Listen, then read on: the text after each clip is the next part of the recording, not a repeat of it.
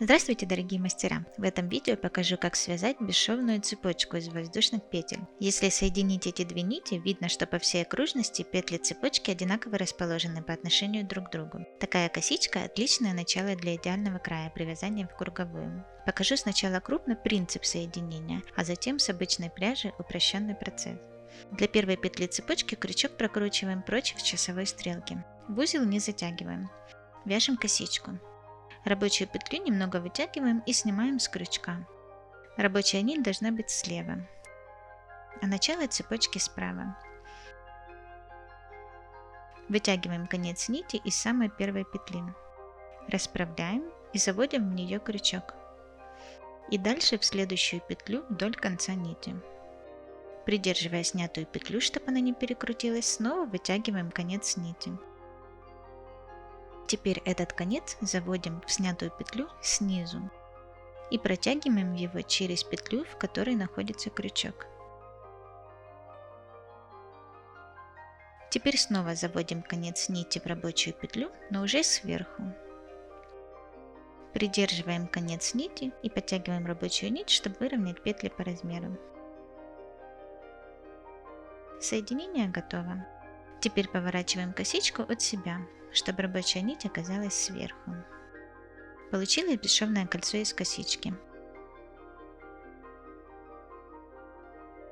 Заводим крючок в рабочую петлю, следим, чтобы конец был на крючке и над рабочей нитью. Делаем петлю подъема и дальше вяжем необходимые столбики. Вот будет второй столбик, а вот последний в ряду. И получится идеальный край, в котором не намека на соединение. Для обычной пряжи сложнее удерживать снятые петли, поэтому возьмем в помощь разъемный маркер петель. Он будет вместо первой петли. Вяжем сразу вторую петлю и дальше цепочку. Скручиваем ее в кольцо.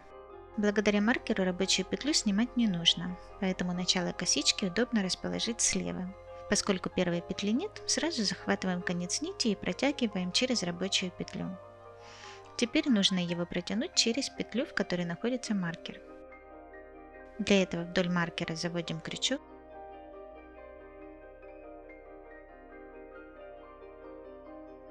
Захватываем конец нити, протягиваем через эту петлю. И дальше сверху через рабочую петлю протягиваем его с помощью крючка.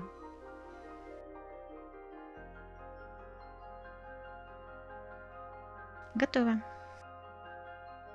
Удерживая конец, подтягиваем рабочую нить. В данном случае выворачивать косичку не придется. Рабочая нить уже в нужном положении. Располагаем над ней конец нити. Заводим крючок в рабочую петлю под конец нити, вяжем петлю подъема. Теперь маркер можно извлечь. Косичка готова для дальнейшей работы. Если остались вопросы, отвечу в комментариях. На этом прощаюсь. Всем успехов!